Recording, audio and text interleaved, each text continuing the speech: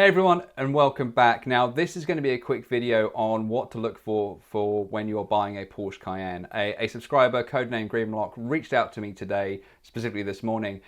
He's about to purchase a Cayenne and was asking me what I would look for when buying a car, particularly now that I've bought a fairly expensively broken Cayenne. So let's get to it. I've got my notepad, I've got my coffee. Here are top 5 things I would look at when checking out a first generation Cayenne. First up, let's talk about the engine. The 4.5 litre V8 in the 4.5S is a relatively reliable unit. There are two main things that always come up when you talk about the first generation Cayenne. Number one, the coolant pipes. Now there are plastic coolant pipes under the intake manifold. They can essentially crack with age and heat and essentially just leak coolant everywhere. At 140,000 miles, which is the one that codename Grimlock is looking to buy, 4.5S, they should have been done. If not, they need to make sure that they have been replaced. You can almost see them, but you'll need to basically jump across the engine, grab a camera phone and a light and look under the intake manifold from the rear. You should just about be able to see the intake pipes, or sorry, the coolant pipes. And if they're plastic, they need to be changed. If they're metal, you're all good. I would expect they would have been changed at 140,000 miles of age, but worth checking out. And if not, get the garage to change them. If not, if they won't do that, it's probably not a great sign, but then just get the money knocked off. You just need to take the intake manifold off. A specialist will know what to do. It's not a hugely expensive job. Next up, the big issue whenever you talk about the first generation Cayenne and the 4.5 litre V8, the non-turbo one specifically, bore score. Now this is when the cylinders don't get enough lubrication, they score. It means it basically impacts compression, all that sort of stuff, and generally just writes off the engine. Now it is not common, but it's frequent enough that it raises an eyebrow. So you need to make sure that the engine sounds healthy. No sorts of kind of lumpy ticking or anything like that. Really have a good listen, particularly from cold. A tiny bit of rattle is probably okay, because if it's been sitting a while, the oil drains, and so the chain, the timing chain, won't be lubricated. But anything consistent that stays for more than a second, you need to listen really carefully to that and make sure that it's okay. Because if the engine is scored, then you'd be looking at a replacement. New, that would be about 15 grand. You might be able to get a second-hand replacement for about 5, 6, something like that, but there's no guarantee that that won't have the same issue. So just have a good old listen at the engine at startup and when you're revving it to make sure that it sounds okay. Next, on the engine bay, all the beauty covers, they're easily popped off. Have a good look round. Check for leaks, coolant, anything, any signs that this engine has had a hard life. If it's been jet washed, that's always a bit of a concern to me. I'd rather see a dirty engine that isn't leaking oil than a spotless engine bay, because I'm paranoid. What are they going to be hiding? Not saying that this is going to be the case for the garage that you're looking at, but generally that's what I would be concerned about. The engine does leak oil from various places. The primary place is going to be from the cam covers or rocker covers, depending on where you are in the world. Now, that's because the gasket of the rocket covers tends to degrade, like all gaskets do, and they tend to leak a bit of oil. It's not a big job to change, but be aware that just changing the gasket might not necessarily fix the issue, because the rocker covers and the cam covers are plastic, and so they can warp with time. So you might need to replace those to really actually fix the issue. They're about sort of £500-600. So like anything on a Porsche, some parts prices are going to surprise you. Some of them will be surprisingly cheap. Others will be horrifically expensive. So just be aware of that. Moving on to the drivetrain and the transmission specifically. The transmission is pretty reliable, all things considered. It's got a big, heavy car to move, so it needs to be a very, very strong one. Make sure that it goes into gear fine, particularly when cold, and that it's moving through the gears, with no issues. Once you get to, say, a national speed limit road, make sure that when you downshift from, say, 6th, 5th, and 4th, all of those shifts, particularly from 5th and 4th, are smooth, because if they're not, if it's a rough clonk, that can indicate either that a valve body solenoid in the gearbox or the valve body itself needs to be replaced. It's not a big job to do, and I'd recommend doing it when you do a gearbox change if it is an issue. But I think the valve body is sort of £800, but replacement is relatively simple to do, so wouldn't, you know, fitting wouldn't cost you too much. On the fluids, make sure that the gearbox oil has been changed. Your one looks to be around sort of 140,000 miles. Officially, you can wait until 160,000 miles to get that oil changed. But I just recommend, if you're looking to keep the car for the foreseeable, just get it done, because it just can only help the life of the gearbox. 160,000 miles, you need to make sure that you've got the gearbox oil changed, the filter changed, the transfer case oil, and the differential oils as well.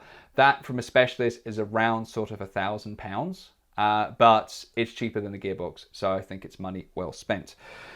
On the rest of the drivetrain, the rest of it is strong. The only things that I'm aware of are the cambered shafts, because the Cayenne has two drive shafts, front and rear. They can go, the joints can go, so make sure you're just listening for any clonks, bangs, low speed particularly. Just make sure that it's all feeling healthy and feeling strong. Next up, wiring. So I couldn't see if the one that you're looking at had a sunroof, but sunroofs are normally pretty problematic when it comes to Cayennes. Porsche never seemed to really have nailed it throughout the first generation Cayenne, and I don't know honestly if they've sorted it in any future generations. If it's the panoramic sunroof, that is a disaster.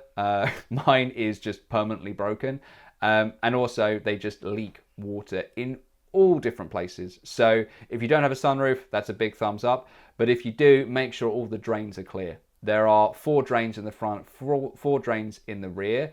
Make sure they are clear, that water flows. You can test this by just dumping some water on top of the car and just monitoring where the water goes. If no water comes out the bottom, you know that there's a drain that's blocked, and that water has to go somewhere, and when it tends to go, it's just sit where the wiring is, and that can cause corroded terminals, corroded wiring, and all sorts of electrical gremlins. So if you're seeing any weird behavior electrically in the car, it's probably down to the wiring being either corroded or broken cables or something like that. Worth checking out just to make sure that the drains are free flowing and that all the electrics come on. Everything, seats, diff locks, the stereo, all that sort of stuff. Make sure that everything works as you expect, because the water gets everywhere, places you don't expect, and it just causes all manner of problems. So make sure that you've cleared the drains. They're relatively easy to get to.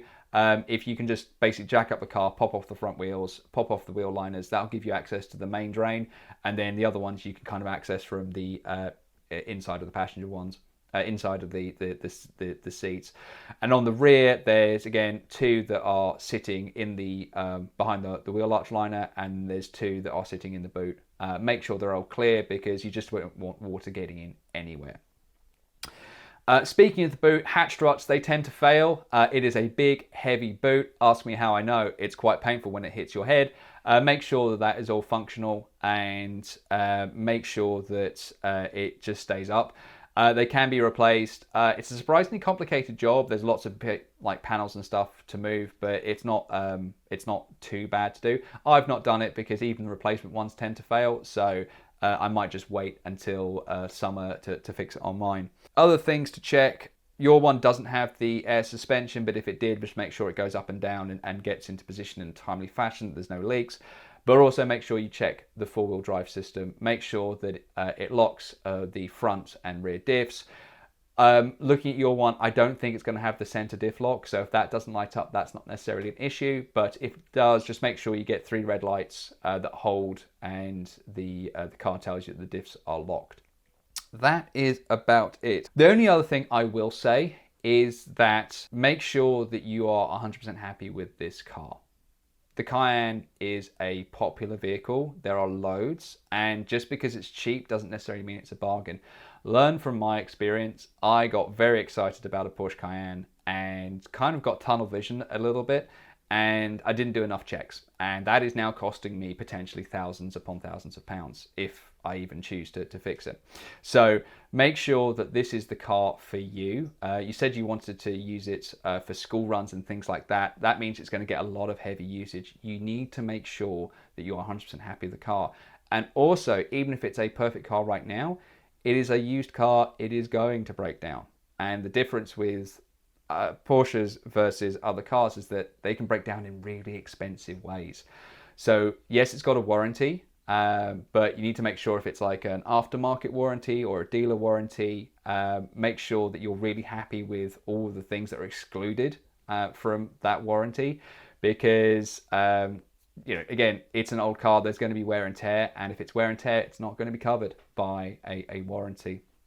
So just because this car is cheap, don't make it, you don't have to buy it. Make sure that you're really happy with it. And there are always going to be other 4.5Ss. Let's face it, very few people are looking for 4.5 litre V8 SUVs right now. So it's a good time to buy. And that means there's going to be quite a few on the market. So make sure you're truly happy with this car. And with that, those are my top 5-ish things to look at for a Cayenne. Let me know what you think. Other videos are coming this week, but I wanted to jump on this one because Codename Grimlock was looking to buy a Cayenne this morning. So I wanted to get this video out and make sure that I was able to help, I hope. Let me know if you buy that Cayenne. Wishing you the best of luck if you do. And if not, I'll catch you down the road.